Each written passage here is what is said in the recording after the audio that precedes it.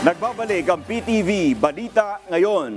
Inanunsyo ng Light Rail Transit Authority na naging matagumpay ang isinagawang rehabilitasyon ng rectifier substations 5 and 6.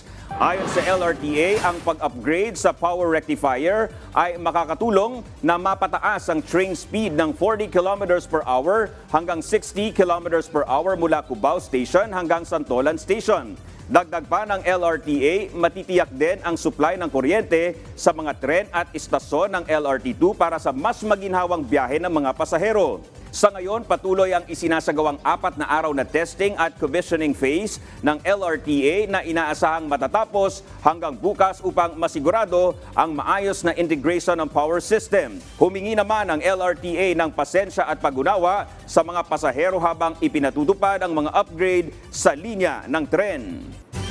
Samantala, umabot na sa 463 ang bilang ng mga OFW mula Israel na nakauwi na sa bansa dahil sa Voluntary Repatriation Program ng pamahalaan.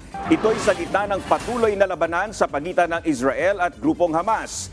Ayon kay Department of Migrant Workers Undersecretary Patricia Yvonne Kaunan, lahat ay nakauwi ng bansa at nakatanggap na ng ayuda mula sa DMW, OWA, DSWD at TESDA. Batay sa ulat, humigit kumulang sa 30,000 na Pinoy ang nasa Israel na karamihan ay nagtatrabaho bilang caregivers at hotel workers. Sinabi pa ni Kaunan sa ilalim ng Voluntary Repatriation Program, sinuman ang may gustong umuwi ng Pilipinas ay tutulungan ng DMW. Samantala, umabot na sa 146 ang bilang ng OFWs mula naman sa bansang Lebanon ang nakapag-avail na ng voluntary repatriation.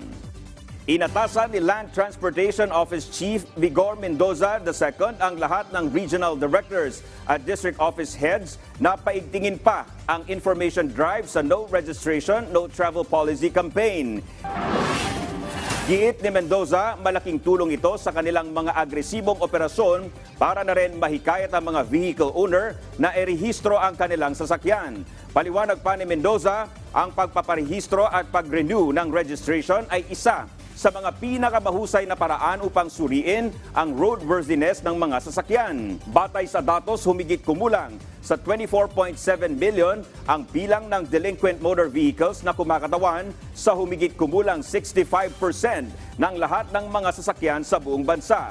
Ang No Registration, No Travel Policy ay sinimulan ng ipatupad sa iba't ibang panig ng bansa, kabilang ang Bicol Region, Mimaropa at National Capital Region. Sisimulan na ngayong taon ang pagpapatayo ng Coliseum na may 6,000 maximum capacity sa loob ng Catanduanes State University. Ayon kay Catanduanes State University President Dr. Patrick Alain Azanza, 300 milyong piso ang halaga ng proyekto na popondohan ng Ako Bicol Party List sa loob ng 3 taon. Ito ay sa ilalim ng kanilang multipurpose building and institutional facilities for meetings, incentives, conferences for education, sports o MICES projects kung saan kabilang sa popondohan ang iba pang coliseum na itatayo rin sa lahat ng mga probinsya sa Bicol. Dagdag pa ni Azanza, malaking tulong ang itatayong coliseum lalo na sa pagpapaunlad ng turismo ng Catanduanes dahil sa pamamagitan nito ay maaari nang makapag-host ng malalaking conventions at national conferences ang lalawigan. Isasagawa ang groundbreaking ceremony para sa pagsisimula ng Phase 1 ng proyekto sa ikatlong linggo ngayong buwan ng Enero. At yan ang mga balita sa oras na ito. Para sa iba pang updates, i-like at i-follow kami sa aming mga social media account. Ako po si Dominic Albelor. Magandang hapon.